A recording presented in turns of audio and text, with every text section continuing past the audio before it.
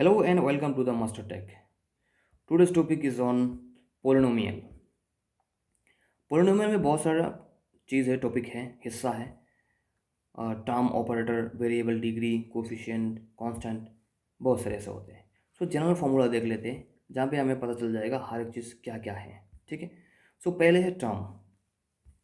देखिए मैं A N x⁴n ये दोनों मिलके एक टर्म है, प्लस ऐसे बहुत सारा टर्म एडिशन में रहेगा, तभी जाके उसे हम कहेंगे पोलिनोमियल। ठीक है। यहाँ पे ऑपरेटर्स भी हैं, वेरिएबल्स भी, यहाँ पे वेरिएबल x है। ठीक है। डिग्री, डिग्री x का पावर ही होता है डिग्री। अगर हाईएस्ट डिग्री पूछा जाए तो क्या है, तो हम बताएंगे कि x का पावर n, ये हाईएस्ट डिग्री है।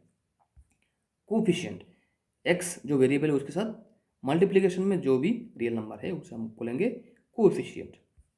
And at last constant, constant में यहाँ पे x फिर भी शो किया हूँ, बट x का पावर 0 रखा हूँ, तो दैट मीन्स अल्टीमेटली यहाँ पे एक ओनली रियल नंबर मिल रहा है विदाउट वेरिएबल, उसे हम क्या कहेंगे, constant.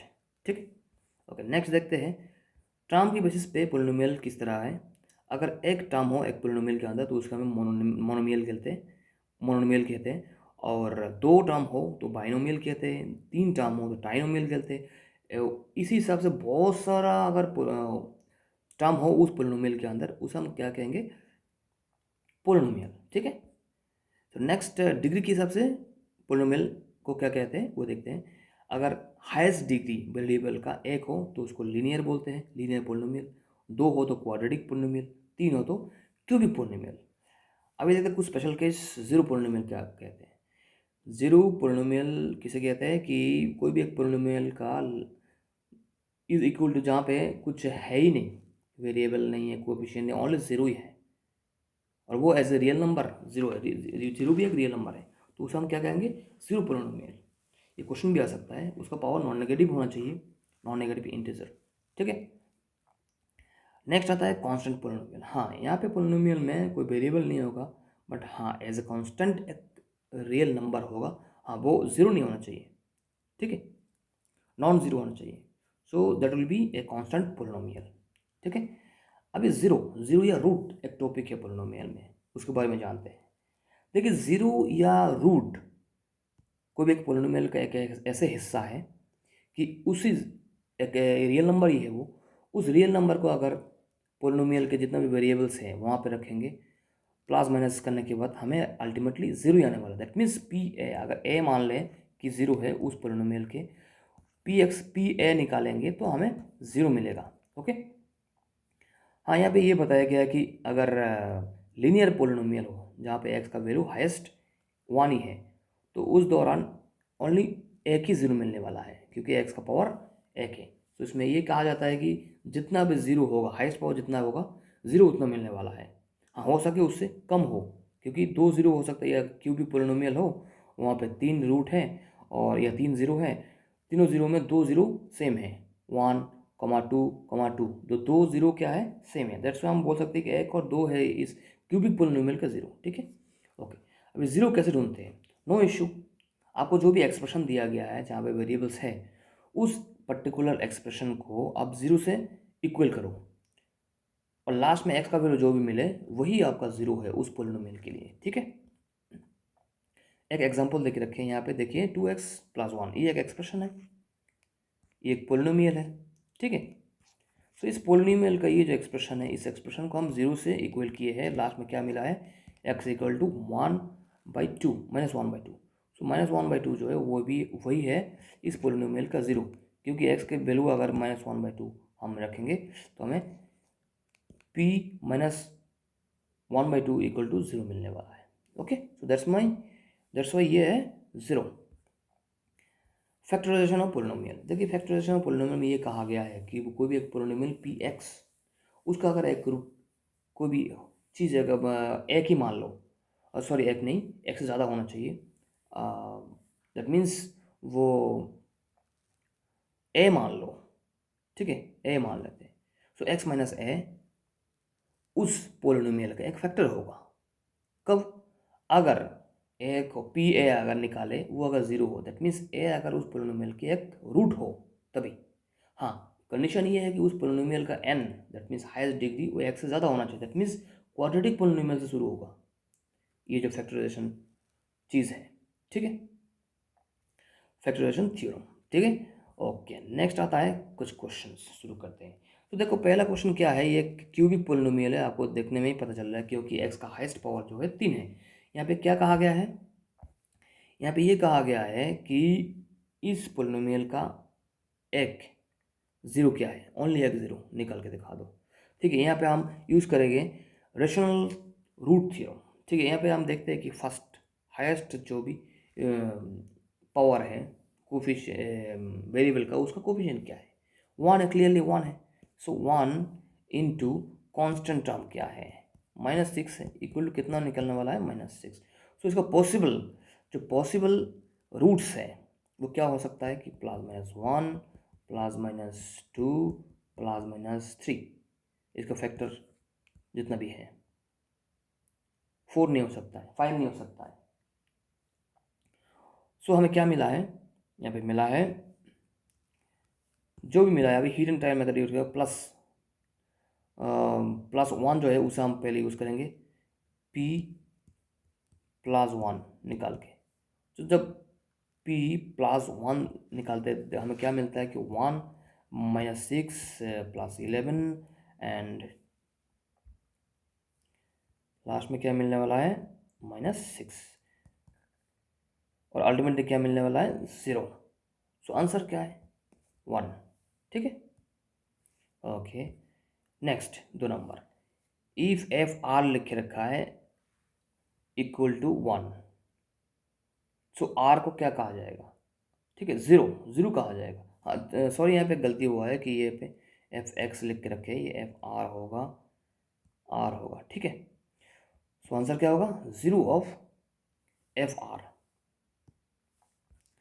Next, x-2 is a factor of p x, then p2 क्या है, सिंपल सी हिसाब से 0 ही है, वैल्यू 0 ही आने वाला है कि कोई भी एक पोलिनोमियल का फैक्टर x माइनस ए हो तो उसका एक 0 तो आने वाला है a। तो उसी a को अगर हम पी एक्स के जगह पे यूज़ करें तो पी ए होगा, तो उस टाइम क्या मिलने वाला है, इज इक्वल टू 0। सो यहाँ पे आंसर क्या होगा, 0। ओके, नेक्स्ट देखते हैं, एक पोलिनोमियल x² - 5x + 6। ठीक है, सो इसका 0 क्या क्या है, नो इशू, ये भी इजी है। यहाँ पे अगर हम मिडिल टर्म फैक्टर करें, ये भी एक थ्योरी है, मिडिल टर्म फैक्टर।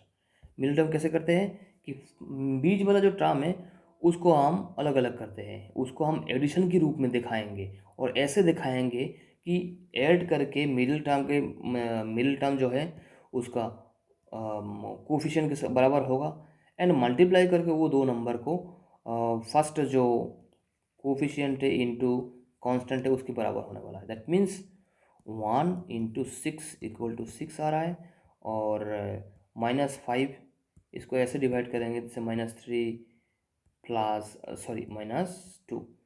सो ऐड करके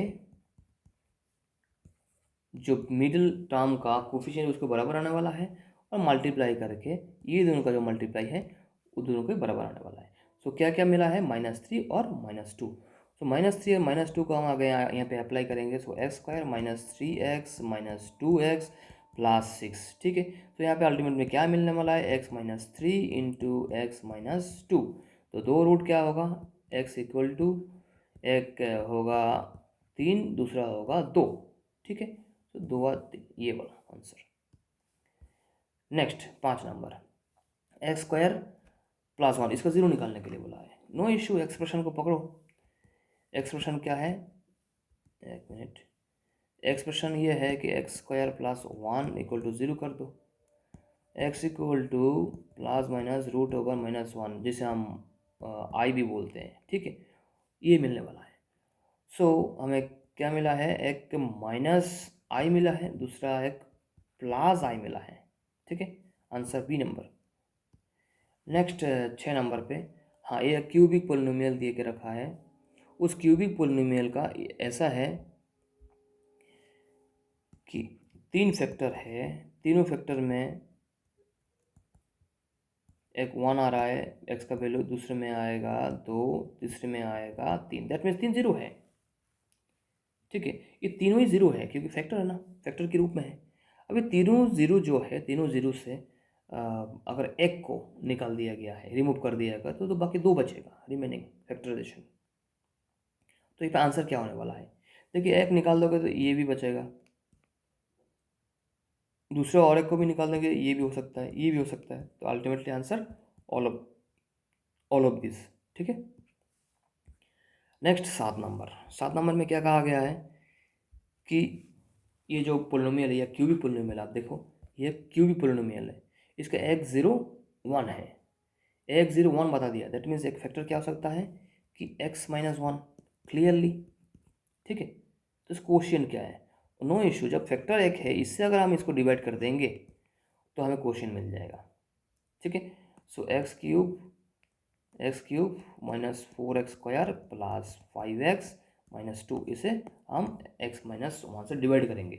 ठीक है, पर हाँ यहाँ पे एक थ्योरी यूज़ करेंगे जिसे हम लॉन्ग डिवीज़न या सिंथेटिक डिवीज़न बोलते हैं। ठीक है, नो इश्यू। तो उसके लिए क्या ध्यान में रखना है कि हर कोफिशिएंट क्या है और ओनली एक रूट जो भी मिले वो क्या है, एक रूट 1 मिल गया है और जितना भी कोफिशिएंट है उसे लिखो लाइन में, 1 -4 +5 -2। ठीक है, सो अभी क्या लिखेंगे, अभी सिंथेटिक डिवीज़न करेंगे, नो इशू। पहले रूट से मल्टीप्लाई फर्स्ट जो कोफिशिएंट है, उसके बाद हम नीचे लिख के उसको ऐड करेंगे। नीचे कहाँ पे, ये जो पोजीशन है यहाँ पे लिख के फिर प्लस माइनस करके हमें यहाँ पे लिखना है। ठीक है, ओके। सो क्या मिला है, 1 × 1 क्योंकि यहाँ पे कुछ है नहीं, यहाँ पे ज़ीरो नहीं है, कुछ है नहीं, तो नीचे आएगा 1, नो इशू। फिर इसके साथ रूट का मल्टीप्लाई करेंगे, 1 × 1 यहाँ पे लिखेंगे 1, दैट मीन्स +1, +1 प्लस के साथ लिखेंगे। तो क्या मिलने वाला है, -3, नो इशू। 1 के साथ दोबारा मल्टीप्लाई करो, -3, यहाँ पे +2 मिलने वाला है, दोबारा मल्टीप्लाई करो, +2, लास्ट में 0। सो अल्टीमेटली यहाँ पे 0 क्यों आया, क्योंकि 1 जो है इस पोलिनोमियल का एक 0 है। ओके, अभी देखिए अगर x³ को अगर हम x से डिवाइड करें क्या मिलता है, x² मिलता है, दैट मीन्स एक एक पावर रिड्यूस हो रहा है। सो यहाँ पे एक पावर रिड्यूस होगा, एक पावर रिड्यूस होगा और एक पावर रिड्यूस होगा। ठीक है, सो यहाँ पे क्या मिलने वाला है, x³ की जगह स्क्वायर, यहाँ पे x, यहाँ पे तो कुछ है ही नहीं, x² 0।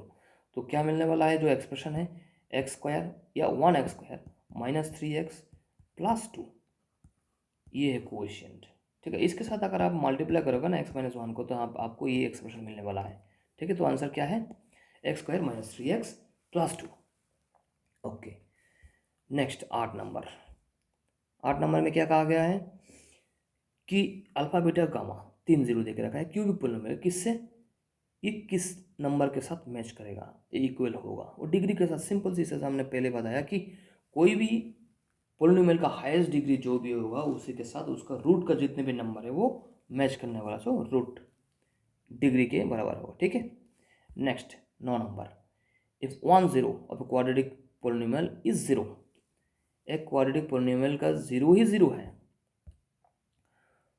Okay, then constant term equal क्या होगा, कांस्टेंट टर्म क्या होने वाला है। ठीक है, ओके, नो इश्यू। सो एक पोलिनोमियल मान लेते हैं, quadratic polynomial ax² plus bx plus c। ठीक है, इस हिसाब से मान लेते हैं, ओके, नो इश्यू। ठीक है, x0 बोल दिया, क्या है, 0 है। ठीक है ना, x0 0 है बोल दिया है। सो हमें क्या मिलने वाला है, नो इशू, हम इसको 0 से इक्वल करेंगे। ठीक है, अब 0 से लास्ट में अल्टीमेट में क्या आने वाला वो देखते हैं। तो 0 है, एक्स की वैल्यू 0 बैठा देते हैं तो हमें क्या मिलने वाला है, 0 मिलने वाला है, प्लस 0 मिलने वाला है, प्लस c है, ओनली c है। ठीक है, तो कांस्टेंट टर्म मिलने वाला है। एक मिनट, कहाँ आ गए, 9 नंबर इधर है। तो 0 है, प्लस 0 है, प्लस c है, क्योंकि ax² plus bx plus c। ठीक है ना, ओके। सो हमें क्या मिला है, लास्ट में अल्टीमेटली एक c ही मिला है। ठीक है, सो देखो यहाँ पे c मिल चुका है, हमें अगर ये px है यहाँ पे x का वैल्यू 0 बैठा दी क्योंकि x तो 0 0 बोला है, तो तभी संभव पी एक्स इक्वल टू 0 होगा। कब? अगर c भी 0 हो, अदरवाइज तो 0 आने वाला नहीं है, ठीक है ना। ओके, तो दैट्स वाई इसका जो आंसर है वो क्या होने वाला है? 0। तो कांस्टेंट टर्म का इक्वल क्या होगा? 0। नेक्स्ट 10 नंबर, ये एक पोलिनोमियल देके रखे हैं, इस पोलिनोमियल के 0 क्या क्या वो निकालने के लिए बताया गया है। नो इशू, यहाँ पे हम यूज़ करेंगे क्वाड्रेटिक का जो फॉर्मूला है, जहाँ पे क्वाड्रेटिक का जो जनरल फॉर्मूला है a square plus b x plus c is equal to 0। So यहाँ पे x का वैल्यू क्या होगा? Minus b plus minus root over b square minus 4ac by 2 है। नो इशू, इसे आप डिस्क्रिमिनेंट कहते हैं। इसका वैल्यू निकाल लेते हैं। सो b, यहाँ पे b मीन्स क्या है? +5।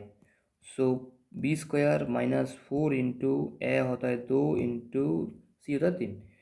सो अल्टीमेटली क्या मिलने वाला है? 25 minus 24 equal to root over 1 equal to 1। तो दैट मीन्स एक बार प्लस लेके एक बार माइनस लेके हम इस फॉर्मूला को यूज़ करेंगे। So x equal to -5 plus 1 plus लेके कर रहे हैं by 2 into a means 2, 2 into 2 equal to 4। So कितना मिलने वाला है? -4/4 -1 एक आंसर आ गया। दूसरा आने वाला है -5 -1/4 equal to -6/4 equal to -3/2। So answer है एक नंबर -1 और -3/2। ओके, अभी इस पूरे टॉपिक में जो थ्योरी वाला हिस्सा हो या एप्लीकेशन वाला हिस्सा जहाँ पे क्वेश्चंस 10 क्वेश्चन किया गया है, कोई भी कन्फ्यूज़न हो कहीं पे भी, सो कमेंट सेक्शन में ज़रूर बताइएगा। I definitely resolve all those problems. So at last, Jai Hind.